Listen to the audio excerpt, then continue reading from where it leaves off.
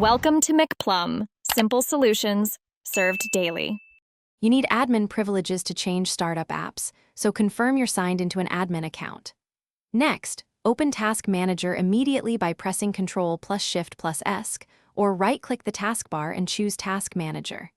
If it opens in compact mode, click More Details at the bottom to expand.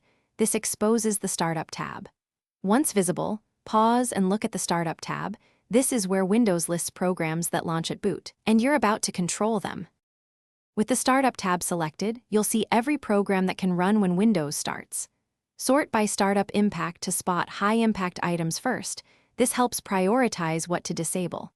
To stop a program, click it once, then right-click and choose Disable. That prevents it from launching on next boot without uninstalling it. Make sure to leave essential drivers or security software enabled. Once done, close Task Manager. The change takes effect at the next restart. Restart your PC to confirm the program no longer runs automatically. That verifies the Task Manager change applied. If you need another method, open Settings App Startup to toggle items, or use Microsoft Auto Runs for advanced control if you're comfortable with deeper system tools. If the app still restarts, make sure it's not scheduled in Task Scheduler, check for a Reinstall Auto Updater, and run a malware scan. Those are common reasons an app keeps returning.